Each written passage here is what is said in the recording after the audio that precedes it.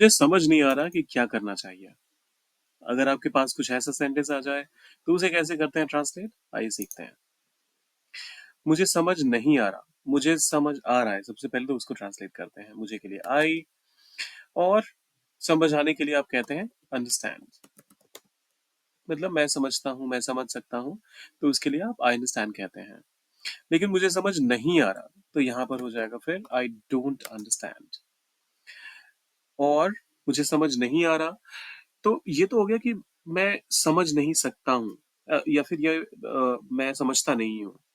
लेकिन यहाँ पर ये बात नहीं हो रही है कि इंसान जो है वो बात को बिल्कुल भी समझ नहीं रहा, या फिर बात को बिल्कुल भी समझ नहीं पाता है।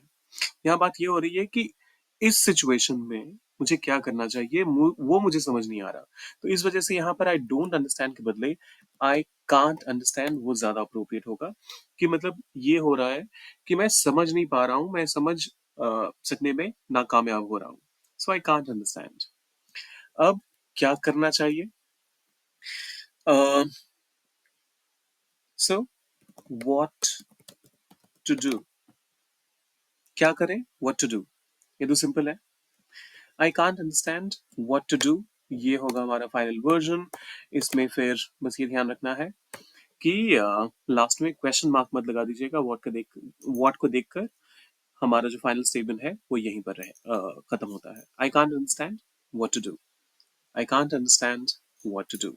ऐसे वीडियोस रोज आते रहते हैं, तो आपको ज्यादा सोचने समझने की जरूरत है नहीं। फटाफट से वीडियो को करना है लाइक, चैनल को सब्सक्राइब। और कोई ऐसा अगर सेंटेंस है जिसे ट्रांसलेट करने में आपको हो रही है चैलेंज, तो उसे डालिए कमेंट सेक्शन में। बाकी मिलते हैं जल्दी।